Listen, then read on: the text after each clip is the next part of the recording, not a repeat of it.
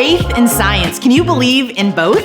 Some people believe they don't even belong in the same sentence. Or maybe they do go together, like peanut butter and jelly. Or since we're in a series all about music, maybe Guns N' Roses? Okay, Beyonce and Jay-Z. More like DJ Jazzy Jeff and the Fresh Prince. Okay, keeping it Philly, I like it. Well, faith and science, we're talking about it. Let's do it.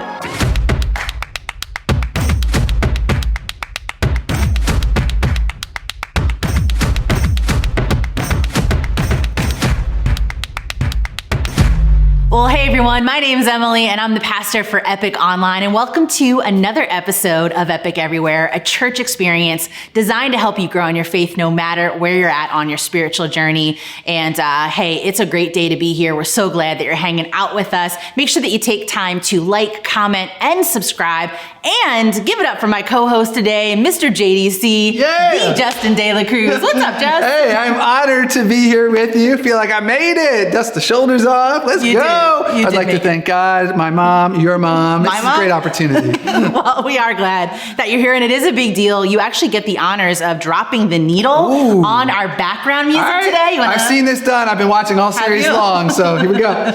Okay. Oh. Here we go. Yes. I like it. Well, clearly anytime Justin is hanging out with us, it's a good time. And we really want church to be fun and meaningful and make a difference in your life. And that's what we hope you experience today. And we also want you to be a part. So best way to do that is to take time to text in to check in. All right, Justin, you want to give everybody a heads up on how to text in today? This is my moment. I've been waiting for it. Yeah, for sure. All you got to do is grab your phone. You're going to text the word "here" to this number, 215-999-8575, and that's it. You text it in. Yeah, and it's a great way to be able to get connected, to hear all the things going down at Epic. Also, we get to find out how we can be praying for you. Yeah, my family actually texts in and watches online from New Jersey. Yes. They watch Epic Online. Listen, my dad had just had a heart surgery, and he was texting in his prayer request. Oh, there he is. He's getting back on his feet, so recovering, doing well. And I know you guys were able to be a part of that journey and be praying for him, which is pretty cool. So thank you for that. We know Mr. De La Cruz as Rich De La Cruz, representing from Howell, New Jersey. That's what he drops in the chat every Sunday. Rich, we're so glad that you are on the mend and you are up and at 'em. We're continuing to pray for you, and we want that kind of care and connection for each one of you. So make sure that you take time to text in, and we want to take time to be able to welcome everybody who's hanging out with us for the first time. Hey, when you text in with us, we want to be able to send you a gift, hook you up with some free swag. We got a free t-shirt here for you. Hey, sweet. I like it. Yeah, something different and something just for you. So be sure to text in. We'd love to be able to connect. I would love to be able to get to know you. Well, our current series that we're in, Verses on Vinyl, it's been so good. There's just been so many real life things that we can apply and learn, and I'm loving it. It looks great. Like, look at all this stuff around us and the graphics. I know people have been commenting on that. So thank you to our creative team, our graphic designers, our videographers, photographers. You guys are on point. Yeah, we have the best crew for sure. And a couple weeks ago in the chat, Kim was mentioning how much she's loving this series, and I'm just loving being able to learn a little bit more about the Book of Psalms and the connection to music. So we're gonna go ahead and turn it over to our band, Epic MSC. They've got a great song up here called Living Hope. So come on, let's go ahead and sing.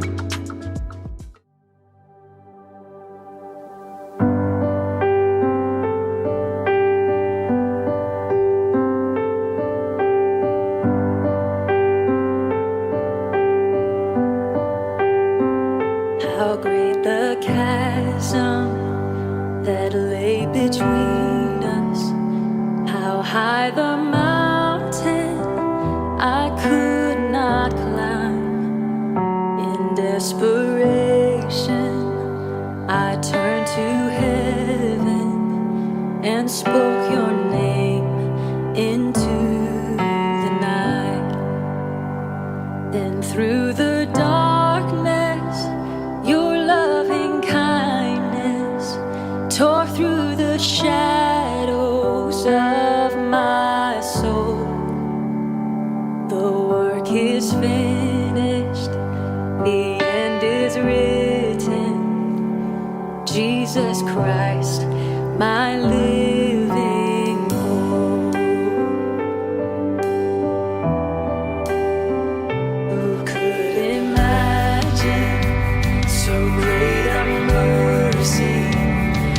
heart could fathom such boundless grace.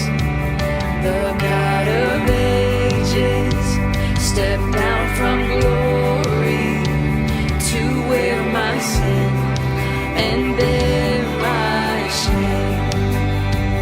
The cross has spoken, I am forgiven. The King of Kings calls me his own. Beautiful Savior, I'm yours forever. Jesus Christ, my living hope. Hallelujah, praise the one who set me free. Hallelujah, death has lost its grip on me. You have broken every chain. There's salvation in your name, Jesus Christ, my living hope.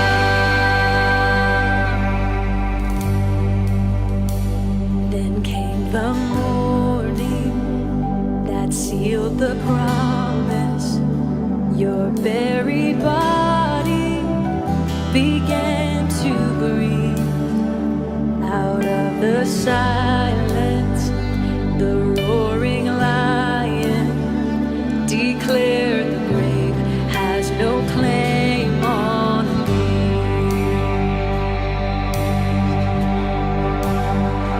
Then came the morning that sealed the promise.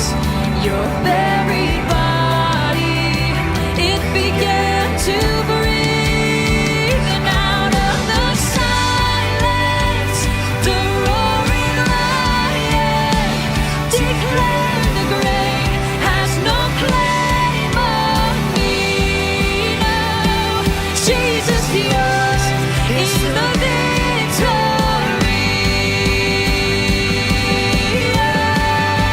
That's why we sing hallelujah. Praise the one who set me free. Hallelujah. Death has lost its grip on me. You have broken every chain. There's salvation in your name, Jesus Christ, my living hope. Hallelujah. Praise the one who set me free. Hallelujah. Death has lost its grip on me. You have broken every chain. There's salvation in your name, Jesus Christ, my living hope.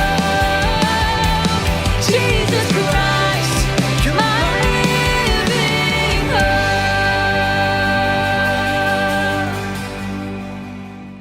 Well, thanks so much for singing with us. That song reminds us of the hope that we have in Jesus. It's not some sort of past tense, once was kind of hope. It is a living, breathing, real hope. And it's that very kind of hope that we're going to be celebrating just in a couple weeks. I can't believe it. Easter is almost here. I know, we can't wait. Chocolate's coming. I am so excited about the things we got coming up. You just said excited? Excited, yeah. Okay, all right. I'm here for the dad jokes. And speaking of dads, moms, kids, we got something special coming up on April 10th. Our Epic Kids team has Easter Jam planned. It's going to be incredible. It's a family experience going down on Zoom. So we're going to be bringing Easter to your living room. Make sure that you're inviting your friends and family, everybody that's got kids. It's going to be a great event, and we wanted to give you a little sneak peek. Let's jam.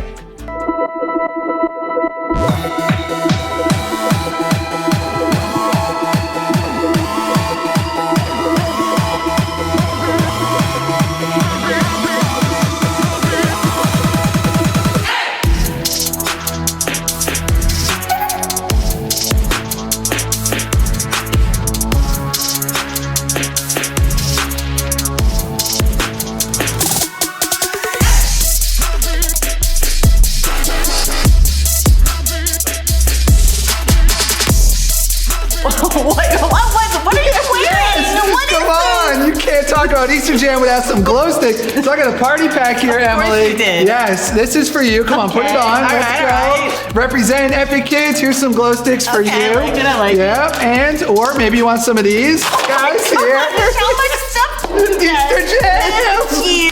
Well, that's Easter Jam going down on April 10th. I can't. And on Good Friday, we got something special coming up. Meaningful message, good music. It's going to be great. Yep. And then Easter, we would love for you to join us. Hold on, I got some details here. Get my reading glasses on. Yep, April 17th. Invite your friends and family at our 3 locations around the city and right here online. Right here online. I can't with you. Kent's got something special to share, so go ahead, take it away, Kent.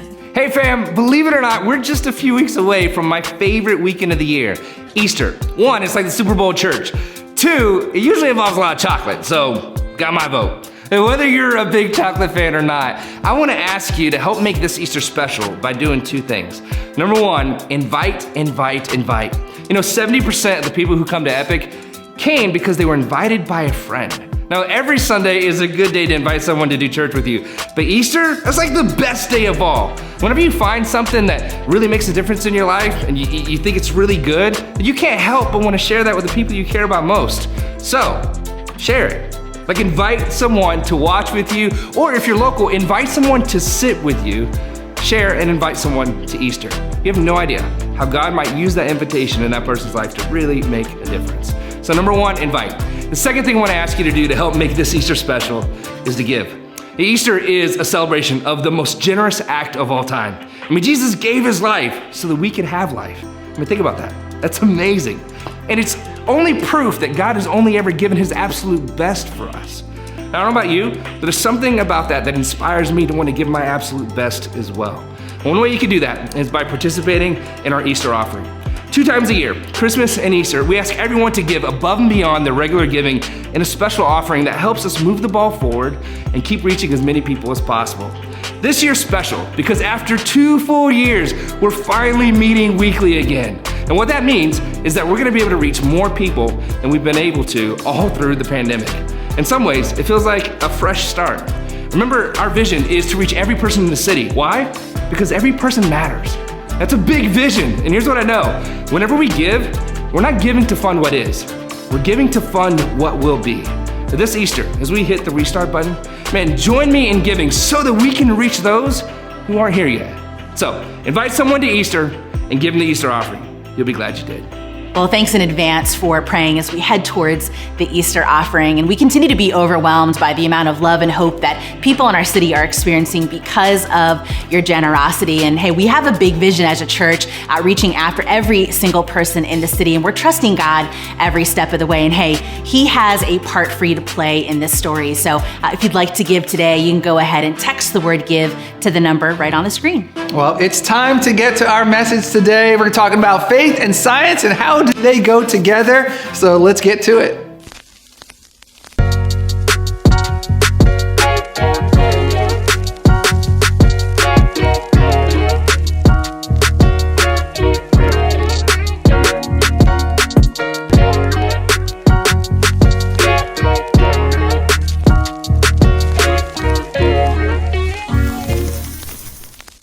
Well, hey, my name is Jake. I'm the pastor of Epic's combined Roxborough and Parkside locations. And today we're going to continue our message series on Psalms by looking at an attribute of God that's prevalent throughout the Psalms and really throughout the whole Bible. And that's God as the creator. Now, when it comes to the origins of life and the world and all that we live in, people are very passionate about how it all came to be. And over the last about 150 years, we've become very attuned to this idea that you could either have religious faith or you can believe in science, but you can't have both. And so today we're going to explore whether or not that's really true. And we're also going to look at what the Psalms have to say about God as the creator and how that's a practical impact on our lives. So as both a pastor and an engineer, I just want to say here from the beginning that I've found that my love for God and my love for science are both very compatible. And so we'll talk more about that in just a moment. Now I figure there's at least 3 different types of people who are listening today. Some of us have always believed that God is a creator. We've never had a problem with that. And so for you, what I hope you get out of this is just a renewed interest in the fact that God is our creator and the significance of that in your everyday life. For others of us, maybe we've grown up with a Christian influence that led us to believe in creation. But then we went off to high school or to college and we sat in science class. And then we began to think maybe that's just an outdated idea. Today, what I want to do is I want to relieve maybe some of that tension that you feel. And for others of us, the idea of a divine creator, well, that's absurd. And you're convinced that the scientific community has put that to rest many, many years ago. And if that's you, I just want to ask you to hang with us for the next 20 minutes or so and give me the opportunity to present to you a different perspective, one that doesn't ask you to compromise your intellectual integrity. And for all of us, to add a little levity and to get us in the mood for a bit of a scientific discussion, I wore my t-shirt honoring two very ambitious scientists, Dr. Bunsen Honeydew and his assistant Beaker. For those of you who are familiar with the Muppets, I hope that at least makes you smile. All right, so let's start off by at least showing that the Bible and Psalms specifically talk about God as the creator. So I could pick many different Psalms, but let's just start with this one. O Lord, what a variety of things you have made. In wisdom you have made them all. The earth is full of your creatures. Pretty straightforward. The psalmist is celebrating and worshiping God for all the things he has made. This is a core theme all throughout the Bible. In fact, the very first sentence in the entire Bible is this: in the beginning, God created the heavens and the earth. Pretty clear statement. And from there, chapter 1 goes on to provide the detail of God's creative work. And in case we'd be tempted to ignore that passage, when Jesus was on earth, he corroborates the Genesis account. He says, haven't you read, he replied, that at the beginning, the Creator made them male and female. Now, this is Jesus' response to some religious leaders' questions that we don't have time to get into. But for our takeaway, we just want to see that Jesus' quote from the creation account in Genesis chapter 1, it validates the traditional Jewish and Christian and also Muslim view that God created the heavens and the earth and everything in them.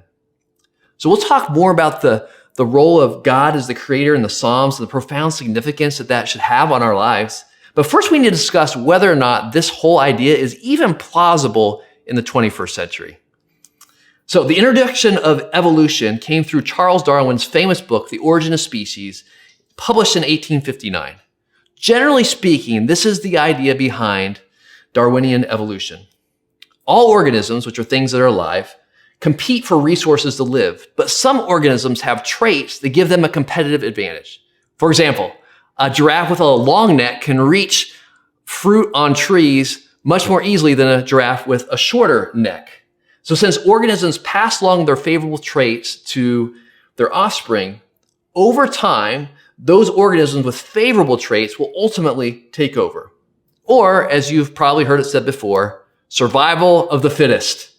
So Darwin proposed this adaptation to better and better versions of organisms through generations could explain how, over a long period of time, simple organisms like bacteria could eventually go through natural selection up the life form ladder. And so eventually they could become things like puppies and people that we see today. Like I said, not super detailed explanation, but that's the big idea. Now Darwin didn't propose an idea for how that first simple organism came to be, but he thought if you got to that point, eventually natural selection would take over. And so since Darwin proposed that, there have been various theories produced by other scientists to account for that first form of life. Things from primordial soup being zapped with electricity to chemical energy from hydrothermal vents in the ocean floor to get the ball rolling. All these different ways that scientists continue to come up with the most plausible theory on how a first life form could have begun. So that's the general basis for Darwinian evolution. And there's one clarification in terms that we should make that will be helpful. And that's the differentiation between microevolution, which refers to changes or adaptations within a species. Like that's how we got golden doodles, right? To macroevolution, which is this idea that one species can create a completely different species, like a fish leading to a spider. So scientists can observe, as Darwin observed, microevolution over time within a species, little deviations. But macroevolution is a theory that has not been observed. It's only been hypothesized. Now that doesn't mean that it can't happen, it just means that we haven't seen it happen. It's a theory. Well, the debate of the origins of life as we know it spills over into many different areas of study. Physics, astronomy, biochemistry, philosophy, genetics, paleontology, and there's a plethora of books out there from all the different sides talking about it. So you can feel free to check those out. In fact, we'll put a few links to book recommendations in the show notes for you so you can check those out if you want to. But what I want to do for us today is to put this whole debate, this whole discussion into perspective and point out you don't need to choose between religious faith and scientific belief, because I think that many people have come to believe that that is the case. And the first point to be made is that neither creation nor evolution are scientific facts.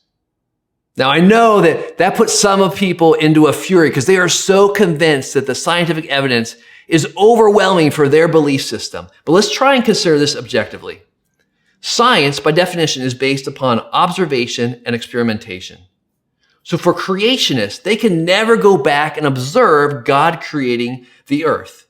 Now, they can certainly look for evidence in a number of different fields that point to the improbability, some people would say the infeasibility of macroevolution. And they can study and highlight the aspects of the world that they feel so clearly point to the need for an intelligent designer.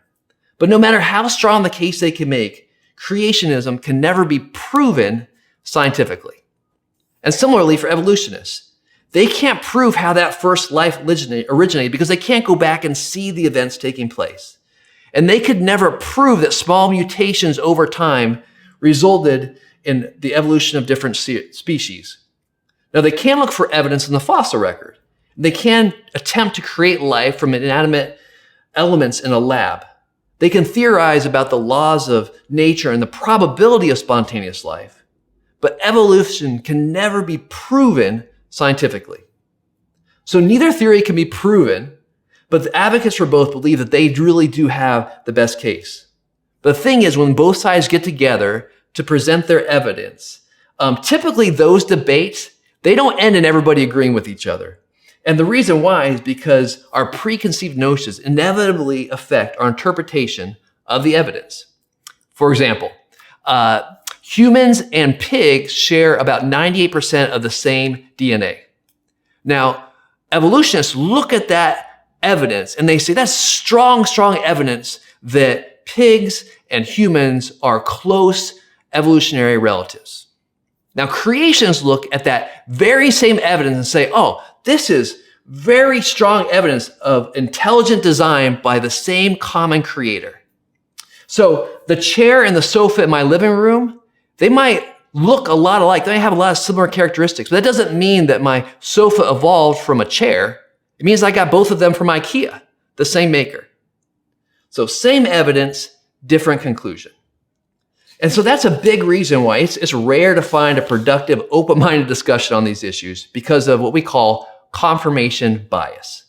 So our goal today isn't to prove one theory or the other. Instead, it's to figure out if science and biblical faith really are intrinsically at odds with each other. Because if you believe that the scientific evidence points to macroevolution, you may wonder, is it reasonable for me to believe what the Bible has to say? Now, this might surprise you, but as I alluded to earlier, I don't think that the theory of macroevolution intrinsically contradicts the biblical belief that God is the creator. And here's why. There are a number of Jesus-following scientists that fully trust the Bible and have no problem reconciling that with their belief in macroevolution. And one of the most famous members of this group is Dr. Francis Collins. He's best known for leading the Human Genome Project, which you may remember determined the DNA sequence of the entire human genome. It was groundbreaking work. After that, he was director of the National Institute of Health for 12 years. So he was Dr. Fauci, the guy that you saw on TV talking about COVID for a while. He was his boss. Needless to say, young Francis Collins would have been a very formidable opponent in the middle school science fair. Beyond his scientific genius, Dr. Collins is also a devout follower of Jesus who believes that the Bible is 100% true. So he and some other scientists would describe themselves as evolutionary creationists, meaning they believe that God created and sustains all things, while at the same time believing that evolution is the best scientific explanation of how life on Earth has changed over time. Essentially, he believes that God utilized evolutionary processes to create the earth. Now, if that position intrigues you, you can find more about it at biologos.org. Now, I know that there are some Christians who are adamant the earth was created in 6 successive 24-hour days because of what Scripture says in Genesis chapter 1. Specifically, after each day of creation, it says there was morning and evening that day, which seems pretty straightforward at first glance. However, when you think about the fact that the sun wasn't created until the 4th day of creation, it raises some questions about what the nature of morning and evening are, right? With no sun? Add to that the fact that the Hebrew word that's translated as day can mean either a 24-hour day, or it can also mean a non-literal period of time. And I think that there's sufficient reason to at least be open to the idea that the days of creation weren't necessarily meant to designate 24-hour periods. 1,600 years ago, long before evolution existed as a theory, St. Augustine, one of the most respected Christian thinkers of all time, said it is extremely difficult to know what kind of days are referred to in the creation account. And this leads to an important point, and that's that the scriptures weren't written to be a detailed description of the mechanisms and timing that God used to create the world. The scriptures were given to us as God's message to us as mankind and how we can know him and how we should live. It wasn't a scientific textbook, and we need to keep that in mind. Now, I'm certainly not saying that the more traditional understanding of the creation account isn't accurate. It very well may be, and there are plenty of smart PhDs who make very compelling arguments in support of that. I'm just saying that given the ambiguity of the time frame in Genesis 1, the opinion of many in the scientific community, both Christians and non-Christians, it's important for us to focus on the main clear message of the Bible, that God is our creator and he has a plan for our lives, and not to argue too much on the details that aren't as clear, may be open to interpretation, and can never really be proven. And the other thing that should debunk the so-called war between science and religious faith is that they really operate in different spheres. And I like to think about this as the what, the how, and the why of the origins conversation. Now, the what is the world that we have right now around us, that we can see and observe. We all agree that this material world exists. And next is the how, and that's where we tend to debate. How did we get to become these highly developed and amazingly complicated human beings?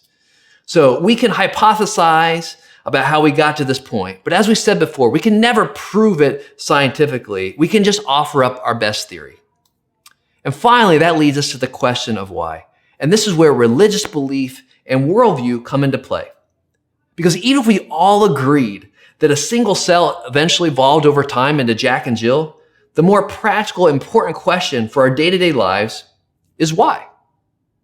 So for an atheistic evolutionist, the answer to that question could be that the law of physics and biochemistry and nature inevitably brought us to this point. So there is no objective purpose. It just happened because the laws of nature caused it to happen.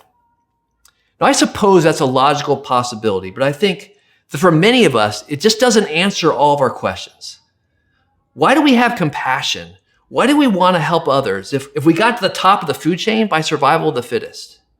That type of mentality seems to bring out the worst of mankind today, not the best. Or how about the fact that we even think about the meaning of life? In evolutionary theory, chimpanzees are humans' closest evolutionary relatives because we share 99% of the same DNA. Now, we might be able to teach chimps to do some pretty cool things like painting or doing sign language, and they do have opposable thumbs. But I'm pretty sure they're not sitting around wondering about the meaning of life. They're not having existential crisis. There's something very unique about humans that transcends a simple biological explanation. I think there's something inside of each of us that rejects the idea that we're just some random collection of cells and that's all that we are. Those are the questions that science can't address. Even if the laws of science and nature operated on their own to bring us into being, why would that be the case? Was it just really, really, really good luck? Is there a purpose in all of it? Is there a purpose for us? If so, whose purpose? Those aren't questions you can find the answers to in a physics or chemistry book, but those are the questions that the Bible aims to answer. So if your scientific study leads you to believe in macroevolution, you might be happy to hear that doesn't necessarily put you at odds with the Bible's answers to the why questions of life. And I hope that that feels like we've opened up a door for spiritual exploration for you today, a door that maybe before you thought was locked. God invites you to know him, independent of your scientific theories. Now, I realize that for others, this discussion might be somewhat unsettling. Maybe you've always been able to write off God and the Bible as something that science has completely disproven, so you haven't even had to think about it. But today we've discovered those two don't need to be at odds with each other. And there are brilliant scientists who fully trust the Bible and yet are evolutionary creationists. No matter how resolved you feel about how the world we came about, we all still need to wrestle with the questions of why. Do I have a purpose? What's important? Is there a right and wrong? And if so, how do I know what defines them? And finally, what happens when I die? Like, to me, that's a much more important question than what happened 500 million years ago. So if you're interested in exploring these questions, man, I invite you to journey with us through the Bible to see what it has to say, because those are the questions the Bible has given to us to answer. And for many of us, man, we found answers in the Bible that made a huge difference in our lives. So we just want to invite you to join us for that. Well, in our current message series, our journey is taking us to the book of Psalms. It's a collection of songs and prayers that express praise and worship, questioning and complaining, outbursts of anger, repentance, and thanksgiving, a whole range of emotions. Our focus today is on the Psalms that refer to God as the creator, the one who initiated and orchestrated all of this, and the significance that belief has on our everyday lives. All right, we'll start with Psalm 8. When I consider your heavens, the work of your fingers, the moon and the stars which you have set in place, what is mankind that you are mindful of them? Human beings that you care for them. Here the psalmist, King David, is reflecting on the vastness of the universe that God created. And just like he did thousands of years ago, I bet that many of us have looked up in the sky and outer space and thought to ourselves, man, I'm pretty small here. Well, King David, he considers the expanse of the universe, and it leads him to wonder at the incredible love of God, the maker of all that he can see, and that he's actually a personal, loving God who's mindful of him, who cares for him. And not just for him, but for every person who's ever existed, for you and for me. And that's the first reason why believing that God planned, initiated, and completed creation of all that existed is such a foundational truth for followers of Jesus. And no matter what process he used, God designed us. And the scriptures go even further. Genesis 1:26 tells us that we were created in God's image. It's amazing. We were created to reflect what God is like. It's such a gift. It's such a privilege. Do you see the difference in worldview that comes from the belief that God is responsible for us, that we're not just here by chance, that we're made in God's image by him? Atheistic evolution can't provide an objective reason why every person has intrinsic value, regardless of whether they can contribute to society. But the Bible teaches that nobody, no matter how young or how old or what their disability, nobody bears the burden of proving their worth, because God has given them immense worth when he gave them life. The intrinsic value of every human life is one huge implication of God as the creator. And another is that he's worthy of our respect and our honor. Listen to this psalm. By the word of the Lord, the heavens were made, their starry host by the breath of his mouth. He gathers the waters of the sea into jars. He puts the deep in storehouses. Let all the earth fear the Lord. Let all the people of the world revere him. For he spoke and it came to be. He commanded and it stood firm. This is obviously poetic. God doesn't have a bunch of jars sitting on his shelf that represent the different seas from around the world. He's referring to the fact that God organized and orchestrated and designed everything that we see. And the point here is that if God has that kind of power, if he created everything, that he's worthy of our respect and our honor. That's what the fear of God means. Fearing the Lord, it means that we humbly recognize that he is so much greater than we are and that we respect him and revere him. Knowing that God is the creator, it should stir us to worship him. And a final point from the Psalms is that if God is the creator, he's the one who you should call to for help. Listen to this. I lift my eyes up to the mountains. Where does my help come from? My help comes from the Lord, the maker of heaven and earth. Quick background on this. When the psalm was written, places of worship were often put on mountains. They're called high places. And many of those high places were places of worship to gods that other peoples made up. So you can picture the psalmist standing here looking up at the mountains where these false man-made gods were being worshiped. And he says, I look up at the mountains and I'm like, that's not who I asked for help. I asked for help from the God who made everything, the heavens and the earth. And even back then, David knew that the world and our human bodies, they were amazing. Now, 3,000 years later, thanks to science, we understand better that the earth is perfectly positioned from the sun for human flourishing. We understand the photosynthesis, which is essential for us to have oxygen to breathe. We know how complicated all these systems in our bodies are that keep us going. And my hope is that the more science that you learn, the more wonders you discover, the more it fills you with an incredible hope. The God who created all of it, so much more magnificent than we can imagine. We're still discovering how wonderfully we were made, the wonders of this world. The more that we discover that, the more that we're filled with hope. The God who created it all, and he offers to adopt us as his children. He wants to be our Father, the one that we can call out to whenever we need help. Whenever we face something that's bigger than us, we can know it's not bigger than him.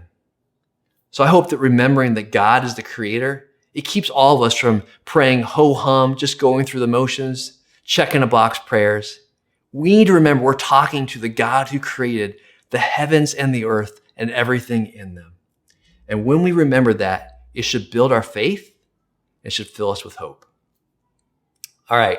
So we have covered a lot of ground today. So let's just recap real quick.